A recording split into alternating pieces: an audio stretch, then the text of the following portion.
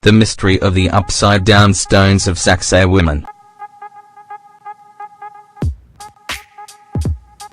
The builders of ancient Sacsayhuaman left behind precisely cut blocks of stone that have challenged our modern-day builders in many ways. But in addition to their numerous achievements in engineering and architecture, there are certain parts of Sacsayhuaman which are indicative perhaps of a giant cataclysm that wrecked the entire area thousands of years ago. According to studies, experts believe that the Kill culture built the older sections of the site approximately 1,000 years ago. What is an interesting fact here is that the Inca themselves believe the site was constructed by an earlier unnamed race of people led by a mighty god, who descended from the skies.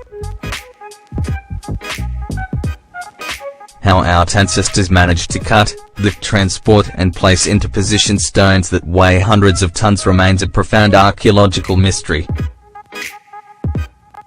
Did they have superhuman strength? Did giants exist back there? Or did they have lifting means that are unknown to modern-day humans? One fascinating rock found at Sacsayhuaman is that of the massive granite stairs that appear to run upside down.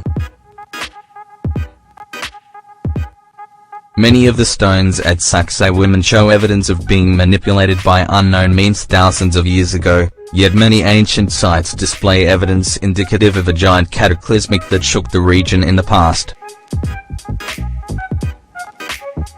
The gigantic rock with the upside-down stairs are one of the many pieces of a now-lost puzzle.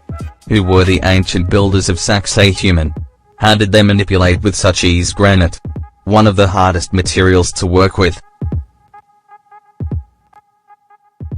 Today, many authors have come up with different theories trying to explain how ancient mankind managed to achieve the level of precision seen at many ancient sites like Sacsayhuaman. According to Vincent R.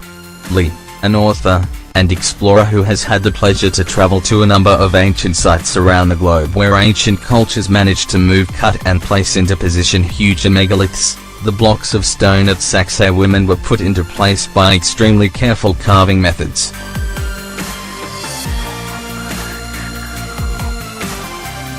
However, the method used to match precisely the shape of a group of rocks adjacent to one another remains a mystery.